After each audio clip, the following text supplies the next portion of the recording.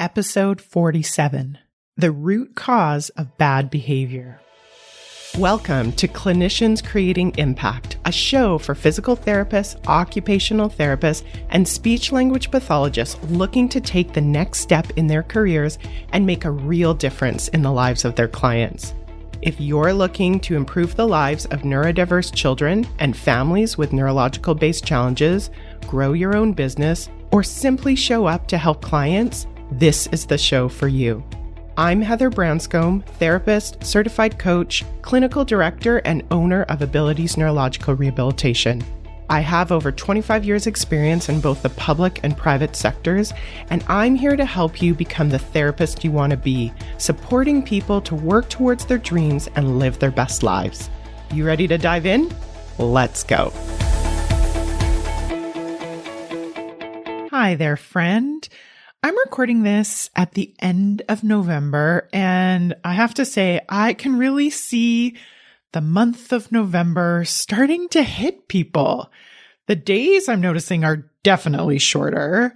I've got my own winter jackets on solid rotation, and again, you can definitely see the effects starting to hit some people harder than others. Just this week, I was in a meeting with a variety of external professionals, and they were individually expressing the challenges of meeting the needs of the populations they serve. They talked about things like hiring challenges, the trauma experienced by both clients and staff, as well as just the overwhelming need for the service that they had not yet seen in this career. Now, some of this definitely isn't just November, but the feeling that I got as the smart, capable, and kind service professional shared what they saw in their world as the current reality was overall, it really felt a bit down and kind of hopeless. And truthfully, I get it. It's not that I don't see those similar circumstances as well, but I was also mindful of the unique position we have to help and how helping clinicians and service professionals with mindfulness doesn't necessarily change our circumstances that we're living. We're definitely not going to change the month, but it really can empower us to act to improve these circumstances. It reminded me of how important taking the time to take care of yourself as a clinician if you want to create a larger impact for yourself and for others. So along those lines, could you do me a favor today? The podcast is definitely my passion project because I want all clinicians, even if they never work with us or even for us at Abilities, I really want them to be able to use this tool as a way to magnify this impact. It's like my love letter to clinicians.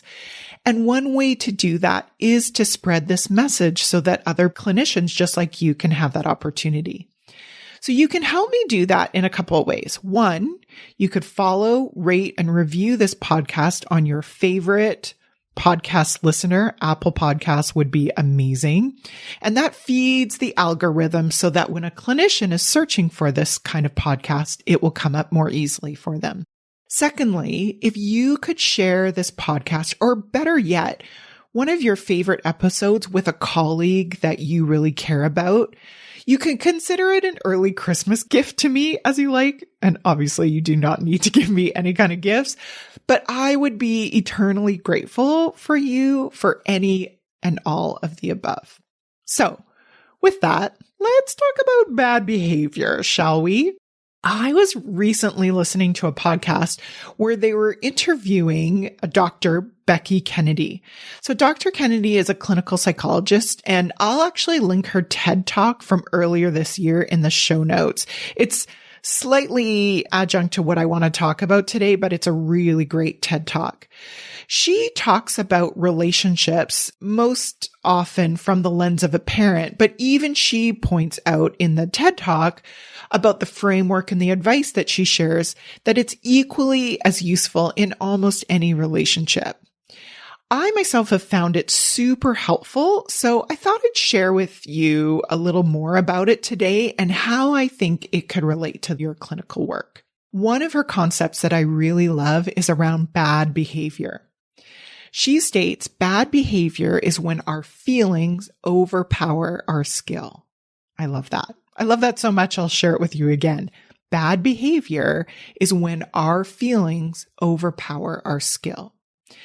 I instantly both related to that statement and agreed and aligned with that statement. It felt super aligned with what I know, both as a parent and as a clinician.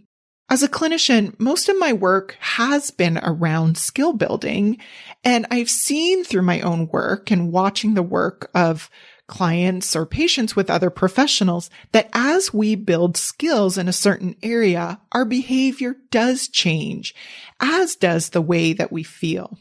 And so as I started to kind of test this newfound thought by observing behavior, I definitely found how it had application in my own life, especially when it comes to emotional resilience. When I myself feel more emotionally resilient, I certainly behave more like the person that I actually want to be, both at home and at work.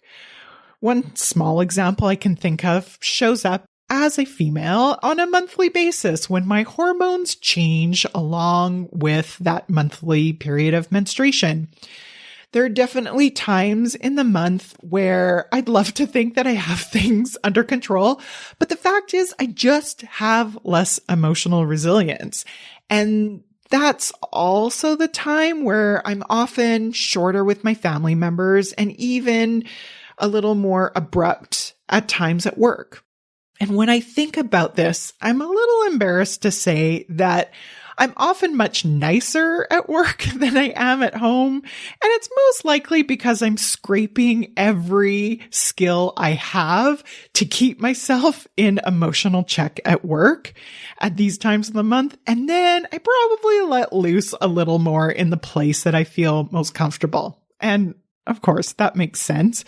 Don't most of us use more skills in our quote unquote public life and probably use a little less of those skills at home where we might feel more safe? I know I do.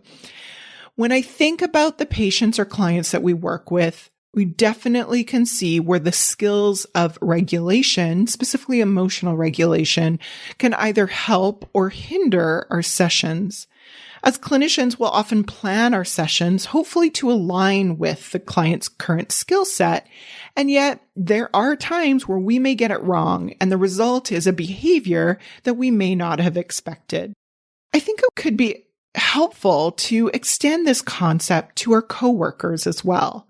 When our colleagues show up in a way that we might not expect, be it being sometimes maybe late, not following through, maybe even being more aggressive than we would expect, there really is this opportunity to get curious.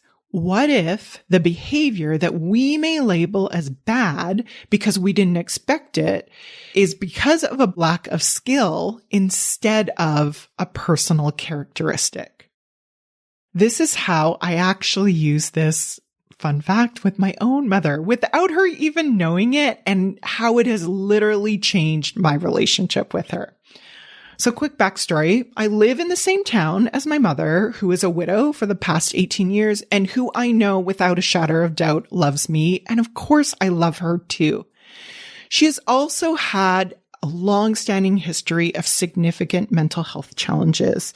Without going into her details, because it's her story, not mine, but as a child, she was hospitalized more than a few times from the time that I was about in grade 7 up until the time I was in college. So the challenge I was having is, while I knew that my mom cared for me, I felt like my relationship was very superficial. Now, again, I love my mother deeply and I admire her in so many ways. I definitely attribute my love of service from her example of serving others growing up.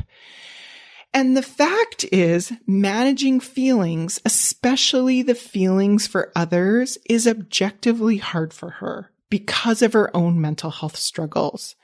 So what this meant for me as a child growing up is that I didn't have the parent who could hold space and validate the big feelings that all children are naturally going to have growing up. It resulted in some feelings for myself because of thoughts I had of how a mother, quote unquote, should behave as I became an adult. So through the help of counseling and applying Dr. Bettke's sentence to my mother, I was really able to tell that the truth was any bad behavior on my mother's part was really because her feelings overpowered her skill.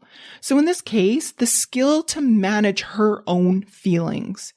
I can't tell you how powerful that thought was to me. It really did allow me to honor my feelings as a person, as well as to honor my mom and where she was at. I'm not expecting her to change, and it is so much easier to feel love and compassion for her with this thought in mind. So how can we test this theory, the thought that bad behavior is when our feelings overpower our skill in our work environment? Well, first we need to think about the skills required to perform a given task. And then if we approach it maybe from a top-down approach, it can go from the actual understanding of what we were expecting them to do in that given moment all the way down to the bottom, meaning, did this person have the skill to both identify and regulate their nervous system as a foundation to any given skill set that we were asking them or they were asking themselves to do? So if you want to know more about regulating your own nervous system and the skills for that, go and listen to my interview with Leah Davidson in episode 43 and 44. Now, this is all most likely a guess, and I certainly wouldn't expect you to ask the person who has performed the quote unquote bad behavior why they did that. And even if you did, you're probably not going to get the kind of answers that my feelings overpowered my skill. Of course, they're not going to say that, but there's still value from asking and answering these types of questions for yourself.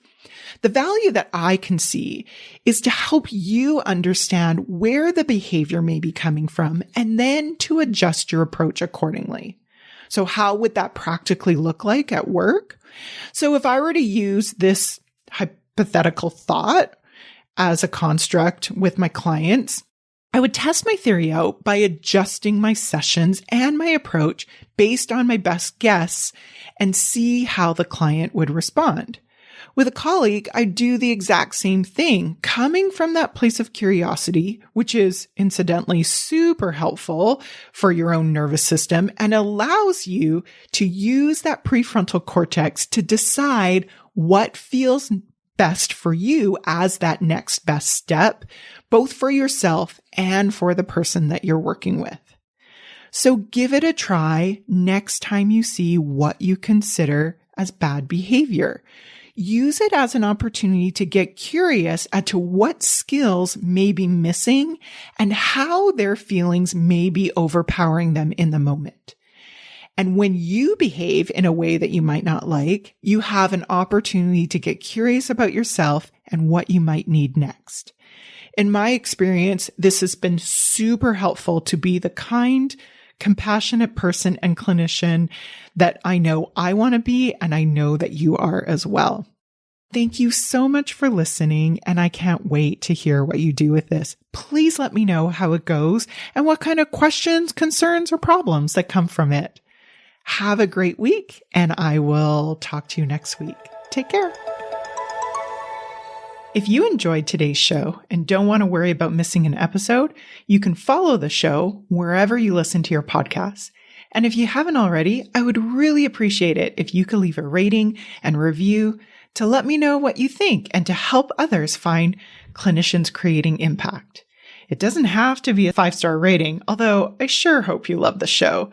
I'd really want your honest feedback so I can create an awesome podcast that provides tons of value. To learn more about me and the work that I do, visit my website at www.abilitiesrehabilitation.com/clinicians corner to download your free Getting It All Done at Work process and to see what I'm up to. Thanks so much. Thanks for joining me this week on the Clinicians Creating Impact podcast. Want to learn more about the work I'm doing with Abilities Rehabilitation? head on over to abilitiesrehabilitation.com. See you next week.